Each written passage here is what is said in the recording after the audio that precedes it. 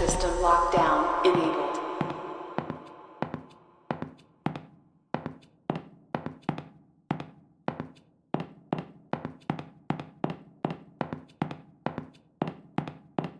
Ever since my first day working here, I've felt a little strange. Now, after what happened that day, things seem to be getting even stranger. I'd even go so far as to say creepy. I've been an embalmer for years now, and I'm very passionate about my job. I've always felt comfortable with what I do, so it's pretty unusual that I feel this way. Two of my colleagues have died. I had to embalm them both. However, grief can't explain this feeling. Up until just 4 days ago, I hadn't even known about the history of this funeral home. I already knew that it was ridiculously old, but what I didn't know was that it allegedly harbors some kind of powerful aura which traps and torments the spirits of people who have died in a state of grief or fear, and have at some point been associated with the building in one way or another. These associations apparently include those occurring post-mortem, such as embalmings and funerals.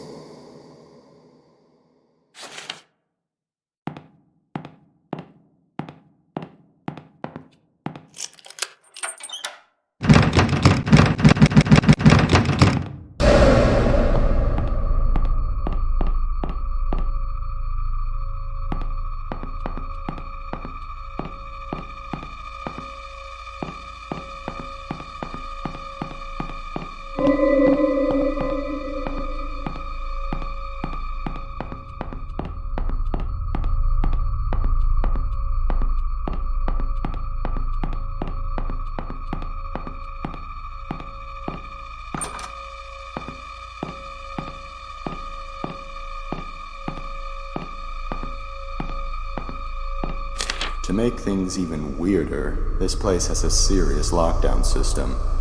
Yesterday was the first time I've ever seen it used, and many of the workers, including myself, were ordered to wait in the family room until the situation was taken care of.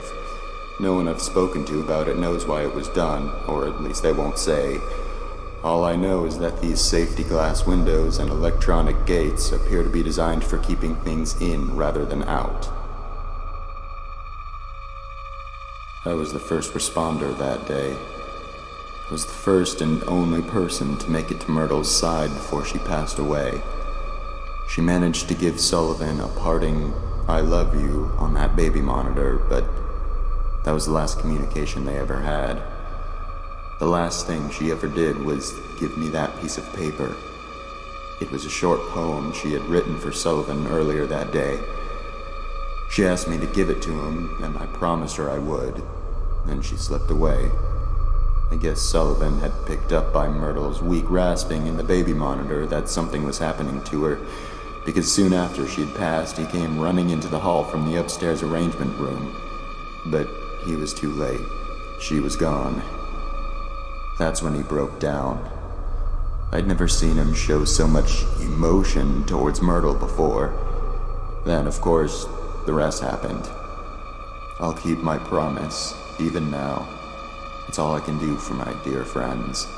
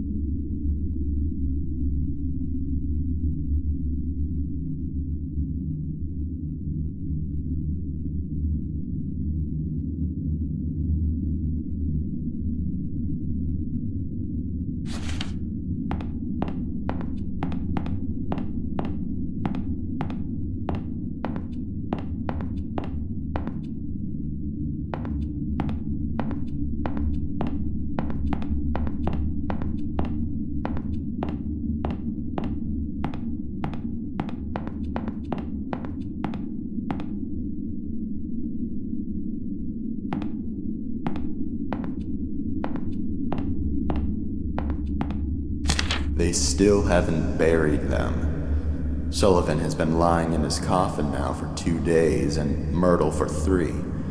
Because Conrad refused to touch Myrtle's coffin after her funeral, it had to be put aside so Sullivan could have his. Conrad still simply doesn't want to have anything to do with the burial of either of them, even if all he's doing is preparing a future grave without actually touching the coffins.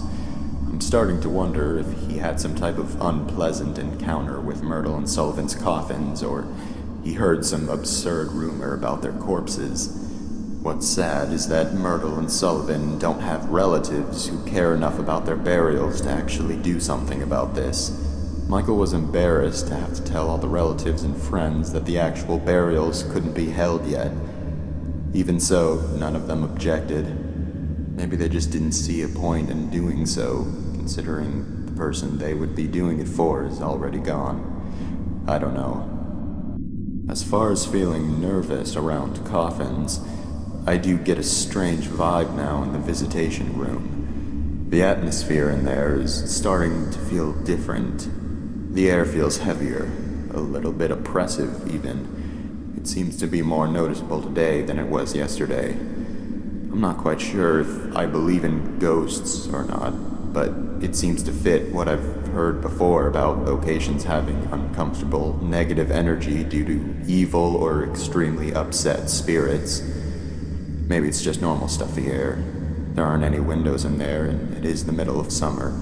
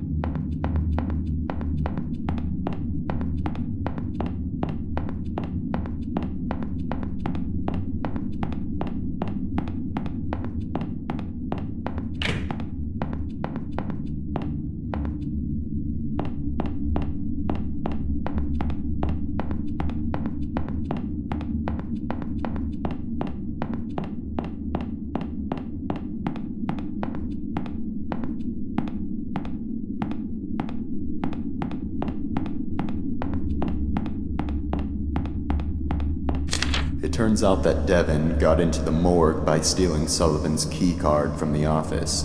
Mrs. Raines had been in there and forgot to lock it when she left.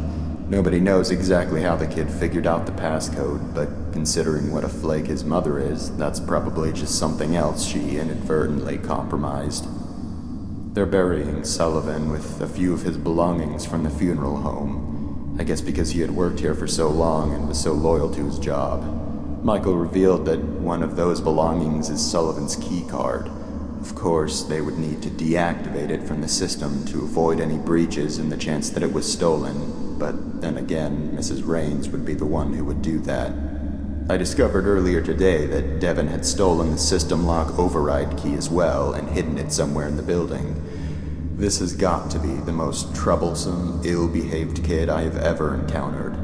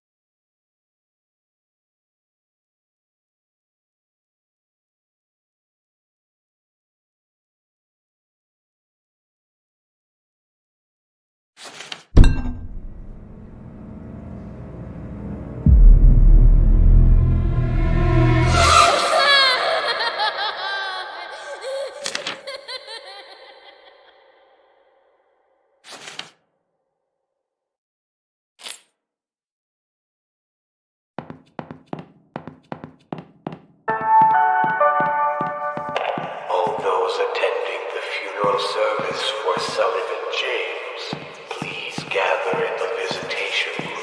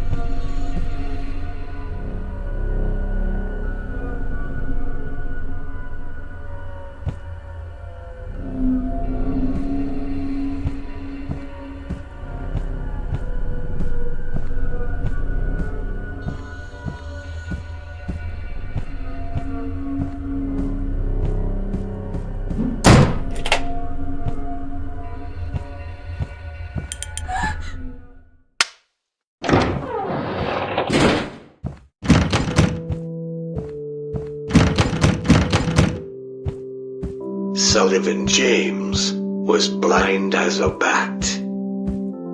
Sullivan James fell down flat. Sullivan James is withered and blue. Sullivan James is coming for you.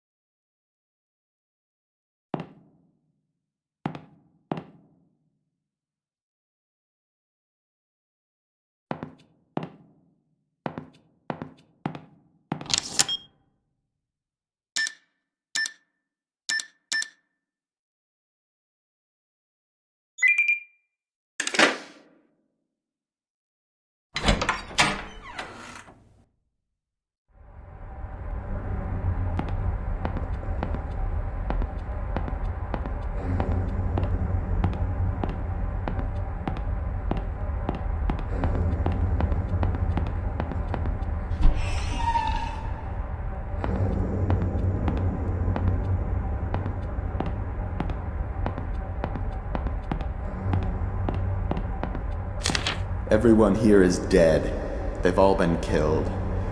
Ghosts in this house are not like ghosts in other houses. If they're looking for something specific, their corpses actually get up. Someone threw the lockdown switch and I can't get out. I finally found the override key, but I'm not sure exactly where the switch is. Although I might have an idea. I remember overhearing a conversation Michael was having a few months ago about something which was located underground. I'm confused as to whether or not this underground location is the main basement where Myrtle's coffin is. I went down there a while ago and looked around, but it appears to be mostly a storage space. Maybe I missed it. The basement is extremely dark, even with a flashlight. Maybe I need to go search again more thoroughly. I need to find the switch. My very life depends on it, as do the lives of many future wanderers if this doesn't stop. One of the most unsettling things about this funeral home is that after a while, you start to feel as though it's hanging by a thread and on the verge of collapsing, prevented only by the mysterious force that fills the building. It's such a strange feeling. Maybe I'm not the same skeptic I was before working here. But where is that damn switch? In the deepest part of the house.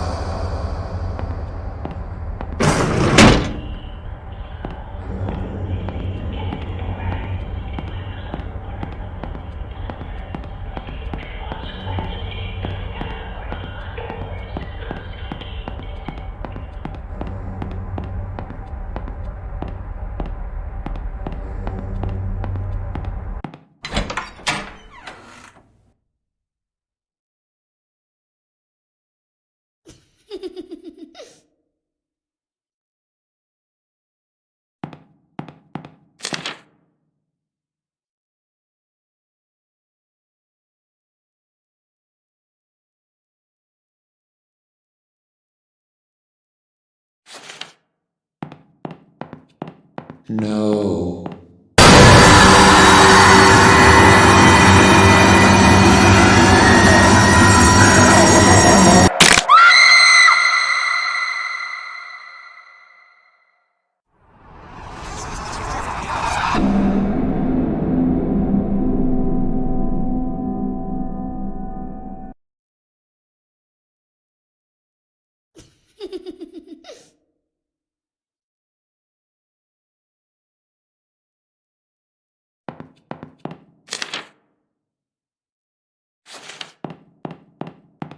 No.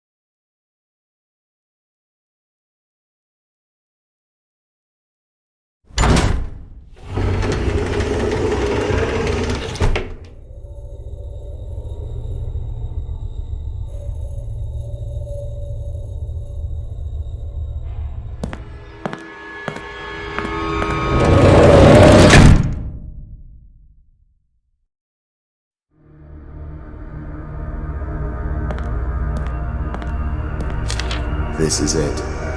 Now I know where Myrtle always went for privacy. Now I know where the handle on Michael's desk came from. Devin must have been trapped down here and couldn't get out. It was only a little while after the search when everything went wrong. All I was ever trying to do was keep my promise. I only ever had the best intentions, but I've angered Sullivan. It was a mistake to touch that rose. This might be the last thing I ever write. I've left my notes all throughout this building in hopes that they might help anyone who happened to get trapped here. If that's the case, and you've made it this far, I'm sorry to say that I probably never made it out. However, I can tell you that I know for a fact the switch is down here. Once I flip it, I will leave the control key behind. If you already have it, then it was moved somehow. Nonetheless, there's one last thing I can give you, and that's a promise. These tunnels are not a dead end. At some point, there's a ladder which will take you back up to the ground floor. I don't know how far down it is, but I know that it's there. I always did feel a very faint draft coming from that fireplace, and sounds always seemed to echo down into it. After disabling the system lock, there should be a definite escape path. This air is stifling. Ever since Myrtle's death, the energy throughout this entire building has been growing more and more negative. My body is starting to ache, and my stomach is becoming unsettled. Now I'm getting dizzy. This house has been collecting souls for so many years. It needs to be stopped. It needs to be torn down. If I never make it out, I'll just be one more soul it's claimed. I guess I do believe in ghosts after all.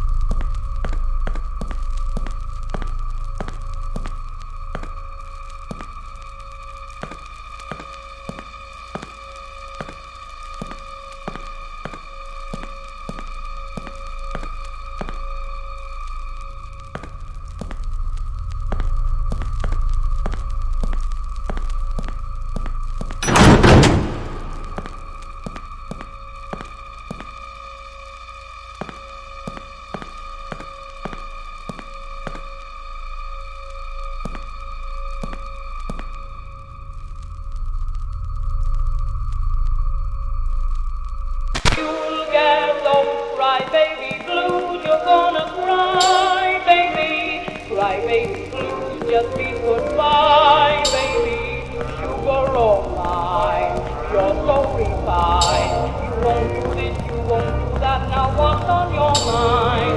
Cry, baby blues, you're gonna